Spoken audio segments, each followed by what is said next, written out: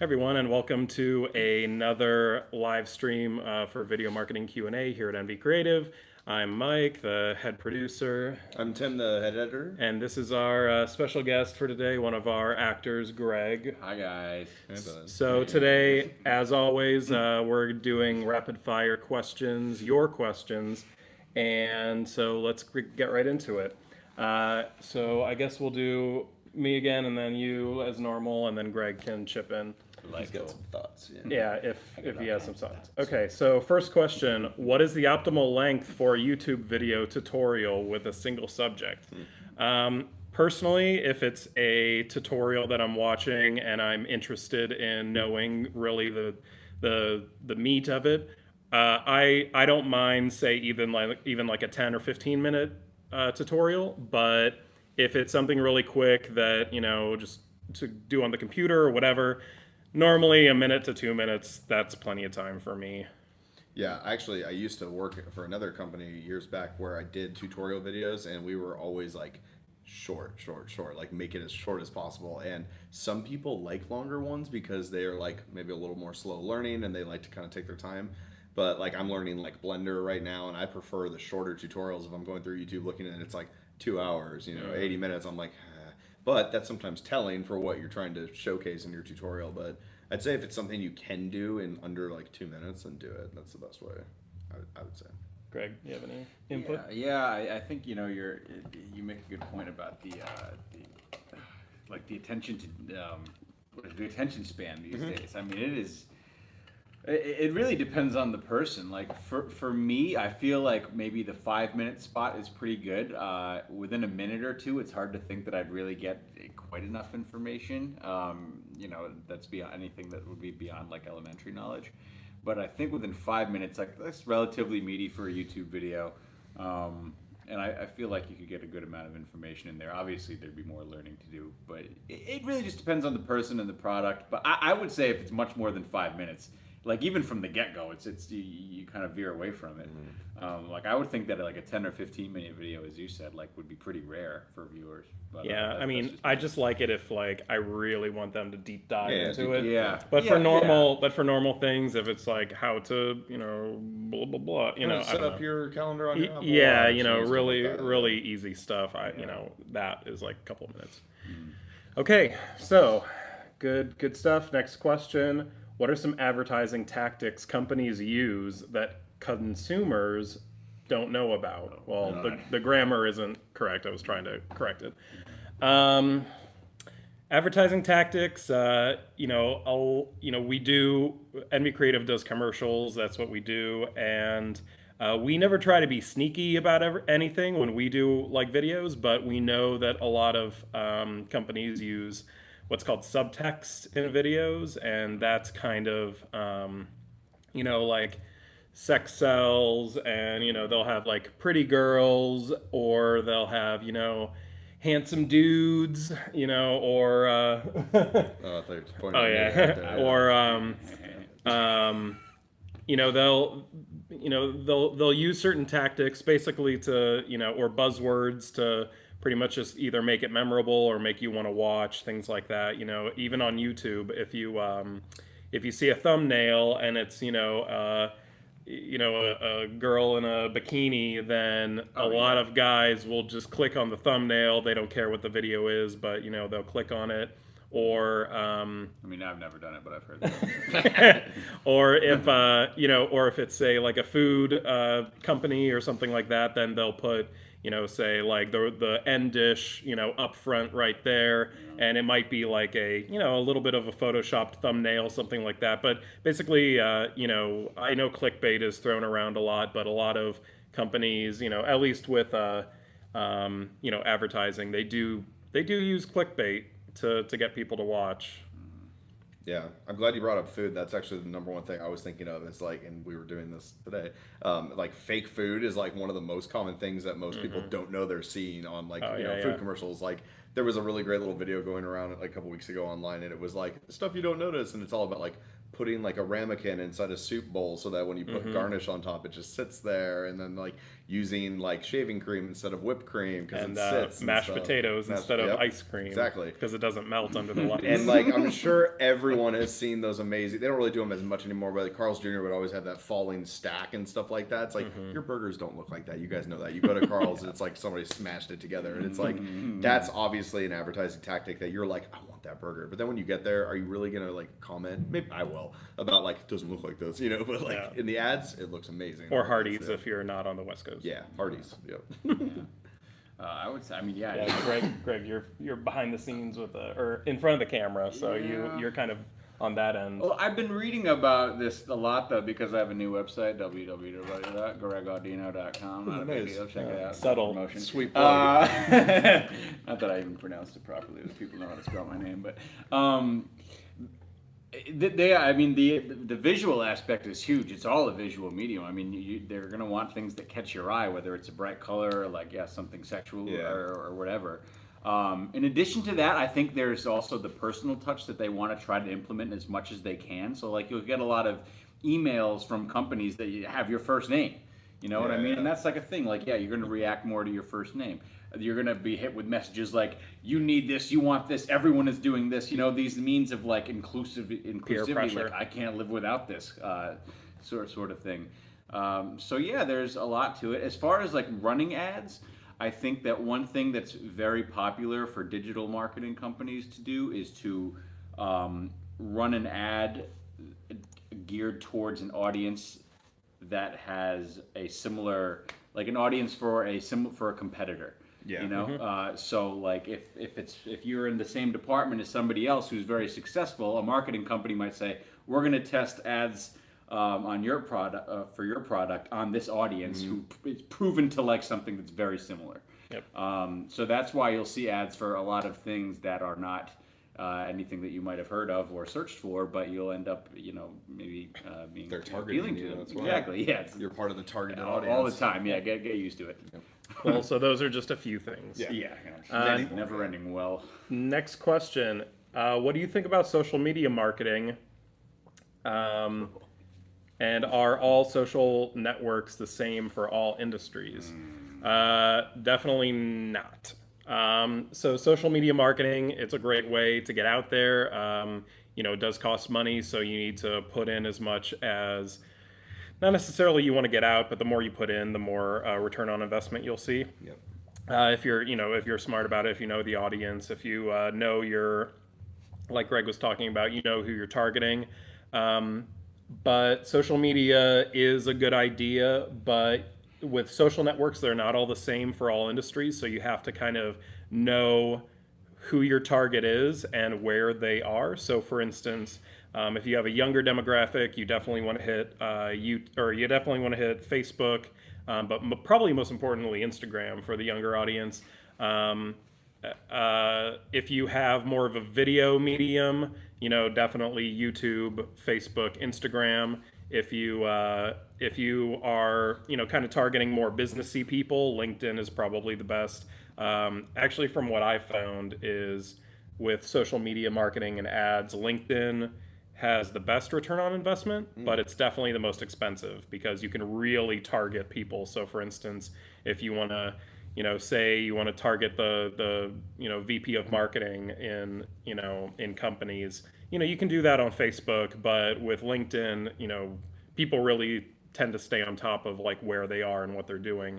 So that's just kind of a very like shallow dive into a deep pool of, you know, social media marketing and social networks and stuff like that. Yeah, I mean, I don't have too much to follow up with. You kind of hit it, but it's just like do some market research. Like, sort of piggyback off what Greg said a minute ago about the other thing is like, if you are a product or you're a brand or something and you're looking for the target, look at your competitors and your peers, especially if like somebody's ever asked you to pitch your company, like, what do you like? And then you can be like, oh, we're like Uber or something. It's like, well, look at what Uber uses. How do they utilize their social networks? Are they successful? You have to put the work in, you know. And I was gonna say I've done ads before and like on Instagram, and what Mike said is correct. You have to put in a decent chunk of change like to the paid ads if you want to get a good return, because I've tried to run inexpensive ads like 15, 20 bucks, and it's like you get next to nothing, and it's like you kind of just threw the money away. So it's like, I don't know if that's their fault or if it's just like you're not specifying. I'm not specifying like my target as good as I could or whatever. But yeah, if you're gonna be like targeting people via social media, do some market research. I think is like my best bet.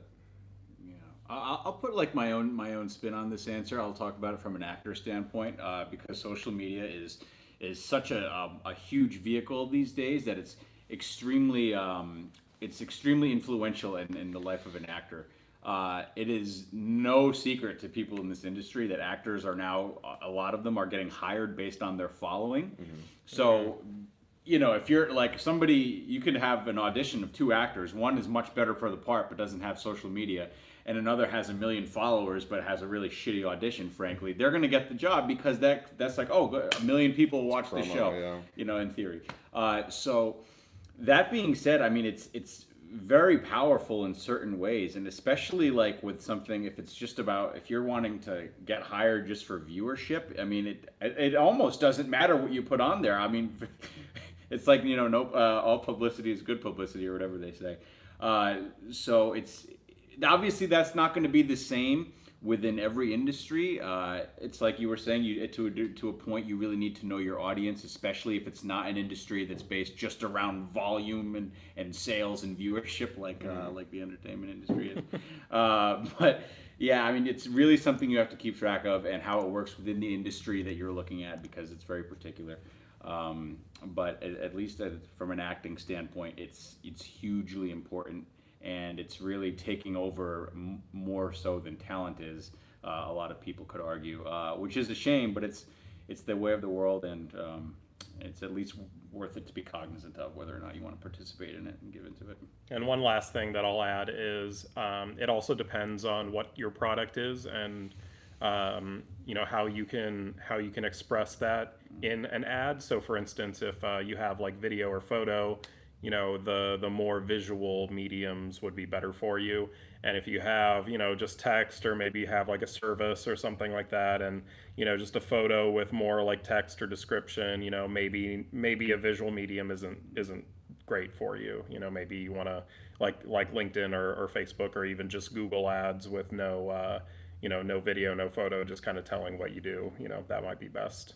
Also, if I could say one more thing, and this might be kind of obvious, but if you're somebody who's looking for work and using social media to get work, as opposed to a company putting out social media content, you really have to be mindful of what you're putting on there. Again, it goes without saying, but a lot of people are not necessarily cognizant of that. And if you are putting up any material that goes against the values of some kind of company that you might be interested in working for, especially if that position would you know, make you apt to being searched for in social media, from a social media standpoint, you really need to be aware of what you're putting out there and try to curate your feed. Yeah, put yourselves in the minds of your potential employers. Like, if they see me making this ridiculous video, are they going to be? You know, it's pretty simple, but people forget about it because it is such a huge presence in today's society. No, totally. Yeah. Okay, next. What do Final Cut Pro competitors call the Ken Burns effect? I want to buy some video editing software, but I do not have a Mac. I want to bow out of this one here. I'm pretty sure it's still called Ken Burns. Yeah, I was like, that's his effect. Yeah, it's like not that's Final Cut's that's the norm. I mean, it might, maybe in iMovie or Windows Movie Maker, it might be called like push in or like pull. You know, I think it's Ken Burns. Yeah, I mean, I'm pretty certain. that's the term. And you know, if you say Ken Burns in any video editing software, that's the effect. It's that push and pull in photos usually, and cross dissolve. Yeah, I mean, even in like photo software that I've used that, like, you know, make slideshows and stuff, your it's iPhone will do it still too, called yeah. Ken Burns. So answer, still called Ken Burns. And if you're looking into a video editing software, then, you know, just Google it, you know, see what it's called. But I'm pretty sure, but the industry term is Ken Burns.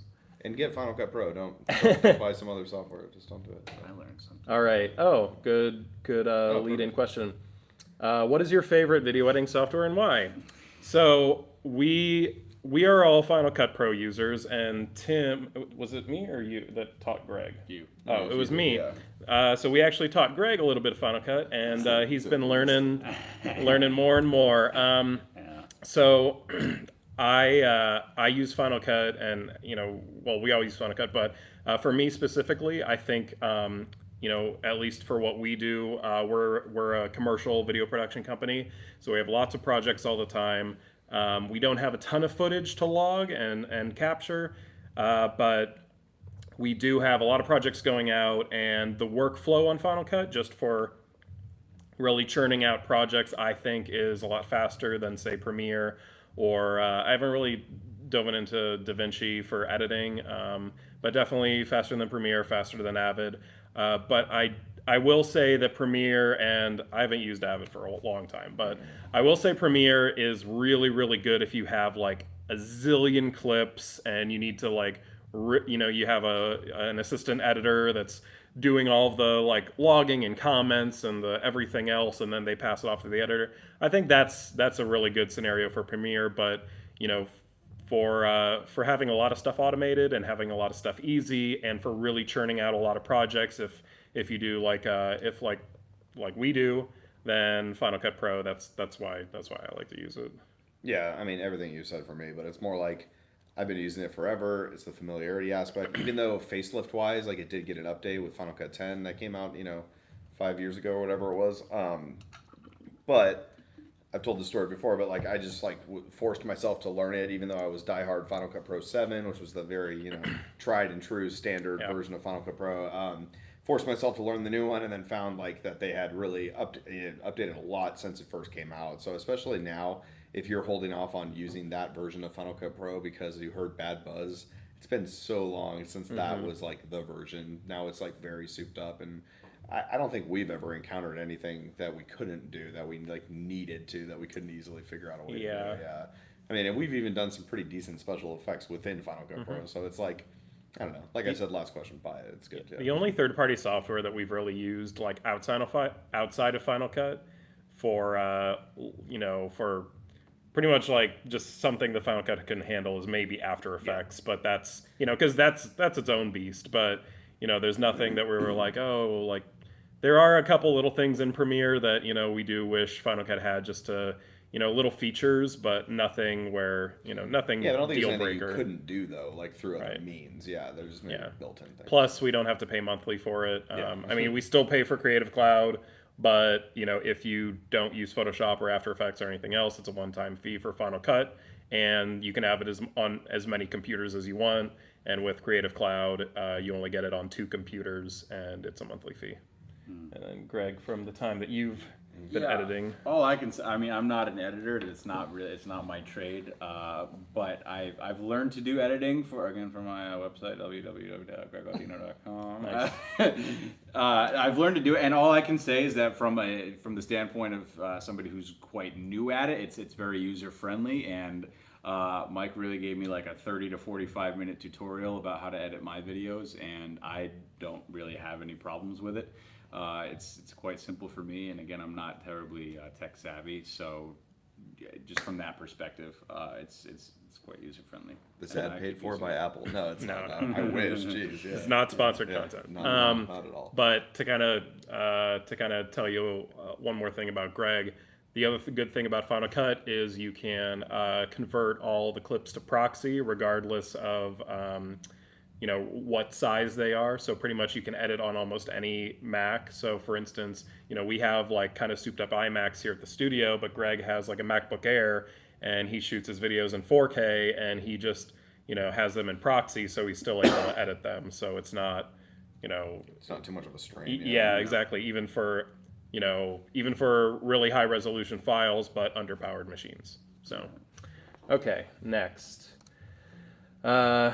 How can I see live videos on YouTube? Well, if you're seeing this later, then you missed our live stream, but I think there's a live section in YouTube where you can just kind of browse like what's going on, and but you can always, we don't do it, but a lot of channels, they'll schedule live stream. So if you go to their channel, it'll say like live stream upcoming event, and it'll say you know, Tuesday at noon or something, and then basically you just tune in or something like that. Or if you go to their page and they have one going, it'll have like a little live badge. And yeah, that's it. No comments on that. What are some tips on becoming a blog YouTuber? Like a vlogger? Is that what we're I going think with? so. So, Yeah. so the term for that, well, I don't know, because here's two answers. If you mean a vlogger, basically like it's very time consuming because a lot of the vloggers say you have to vlog like where you have to put out a video once a day or once every other day at the very minimum. And we know people that have tried it and they just can't keep it up because it's just too much work. But if you mean a blog YouTuber, as in somebody who like, let's kind of give an example of what we do here at Envy. We have a blog that has video production and video marketing tips and stuff. And we also make those blog posts into YouTube videos to make it just easier because people would rather watch like, a minute long video rather than just reading like, a blog post. And so we pretty much convert our blog posts into YouTube videos. So I guess in that way, it's like a blog YouTube. Yeah. But so there's kind of the two ways. Yeah, when so, I think of like vlog though, I think of those people that literally run their own reality TV show about like their lives and their friends and like what they're up to. Like Greg mentioned earlier, a lot of actors do it. A lot of YouTube personalities are vloggers because that's what they do. They're like deeming their life interesting enough to showcase it, and they'll video it themselves, or they'll have a friend, or they'll hire a camera person to follow them around, literally like their own mini reality show. And yeah, like Mike said, that's so much work, man. Like we cut tons of videos a day here, but we're getting paid to do that, and it's not like we're just trying to be YouTube famous. So it's like you need to have the commitment level, I think, to know like this is going to be a part-time job, if not a full-time job for me, if I want that. Because people that are famous on the internet in general have worked for it, like to some degree. That they're maybe not working for it as much now that they have a following, but a lot of these YouTubers, they had one subscriber at some point. They had to put the work in and do those videos every day or every other day. Some people even do multiple videos a day, which I think might be a little overkill, but like. Yeah, it's just a lot of work, and in my opinion, that's a really quick way to find out if you're passionate about it or not. Is if you burn out, you probably shouldn't be doing it, and that's okay. There's no shame in that. You were disillusioned about what you wanted, and that's okay. But yeah, it's hard work. But if you want to do it, hey, kudos to you. Just put the work in and enjoy. Yeah. I would say, at least in terms of becoming a YouTube presence, there's a lot to learn. It's like what we were talking about in terms of like marketing strategies and what companies, what goes into company strategies that you don't necessarily know about. I'm not an expert on this, but I think that if you want to build some kind of following on YouTube, you need to learn the value of like properly implementing tags on videos. Again, like attractive thumbnails is something that comes up very frequently. Having thumbnails. What's that? Thumbnails. Did I say thumbnail? And you have to, playlists is a part of it within your own channel, an attractive like introductory page to your channel. So there's so much that goes into it that you need to learn about aside from making the videos itself. And then when you talk about the videos itself, you have to be confident in your content. You have to have a purpose with your content. It has to be quality. No one's really going to forgive bad sound or audio. I'll tell you that for the same thing. Bad visual or audio. No one's going to forgive that. So there's really a lot of detail that goes into it, as there is anything creative, beyond just the message you want to send and like the script itself and the presentation itself. So there's so much to learn in terms of that you really shouldn't stick your nose up at, because there's a lot of great content out there and a lot of intelligent, creative people that want to put stuff out. But ultimately, what's going to separate them is their ability to learn those little things and learn the business side of it, which is not typically natural to people that are, again, driven by more creative type things. But it really can and probably will be a difference maker in your level of success and viewership. So it's worth it to take a look at that. And if you're wanting to do like YouTube stuff, check out other people's YouTube pages that you like and that you kind of want to emulate, and that you think you could kind of make videos like them, and use that as a building block. So good stuff. Okay. So we have 3 more questions. What are some good tutorials recommended to watch as a video editing beginner? I mean, there are video editing courses out there. Like lynda.com has some. I think even like people like Ryan Connolly on Film Riot has some. I know that the Corridor guys over on Corridor Crew, they have some. I mean, but there are a zillion tutorials out there. What's it called? MZ has like there is one a I can bunch. recommend for Final Cut Pro specifically. This guy Larry Jordan actually used to be a customer of mine. He runs like one of the most famous Final Cut blogs that goes through updates. Oh, this is something that you used to be able to do in 7 that they just added again, stuff like that. Kind of like what we were talking about. If you're like trying to be real comprehensive about Final Cut Pro, Larry Jordan, he's a good tutorial Also, guy. Ripple Training is another good one. Those guys, they're a little more advanced, but they go from beginner to advanced. So and everything in between. Greg, have you found any? I have no valuable. You just input ask for us? This, yes. Okay. Basically, yeah. I'm in the same boat as a lot of these people asking me questions. Okay. And then next, what's the best software for adding a thumbnail to video? So if there's a software that basically you put in a video and it spits out a thumbnail, besides like YouTube and Vimeo and stuff, I don't know of one because we actually get clients a lot that say, hey, thanks for the video. We also need a, they say something like, can you like upload or can you send the thumbnail like on the video? Because, we send them the video and, it has a thumbnail just auto-generated. And we say, well, that's a separate thing. You have to do that yourself.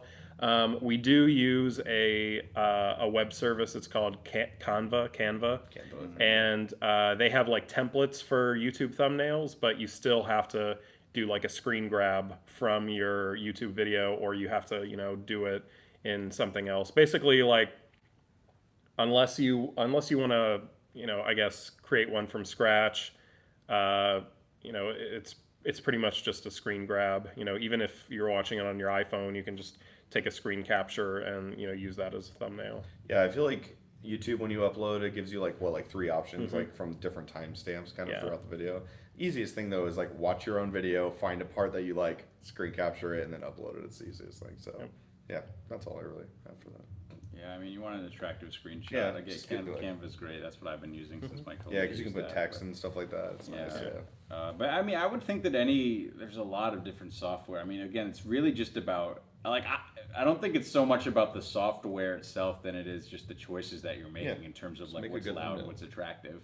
Like a lot of software can provide you the same answer. So Totally. if anything, You I could would- do this in Microsoft Word if you wanted to. So Yeah, I think more importantly is the strategies that you deploy and where you get those strategies from. Yeah. Okay. And then the last question. Can you suggest a cool name for a production company? And be creative. Done with the video. No, don't use NV Creative. No, that is our property. Let's do one each. So I'll do one, you do one, you do one, and then we'll do one more. So I'll do an improv game. I'll do Red Blazer Productions. Super Video Force. That's good.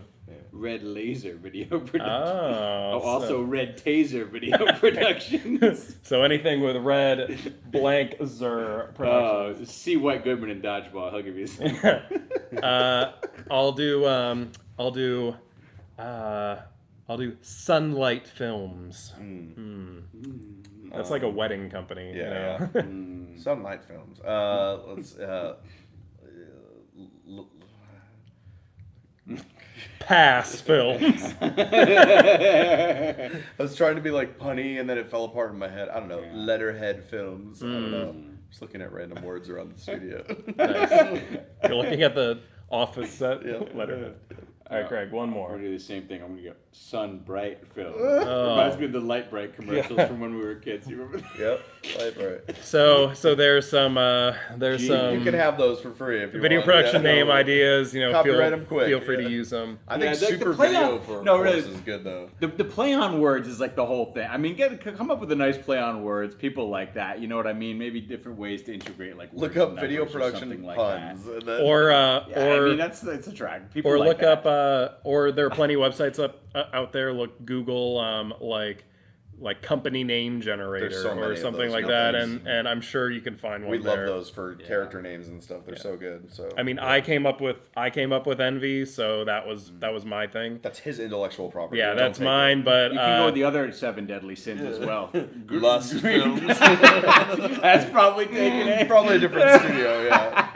all right, guys. Well, thank you for watching. so much. You know, like you've seen, we try to do these once a month if we can, but you know, make sure to like, subscribe, all that jazz, and we'll catch you next time. Peace. Toodaloo.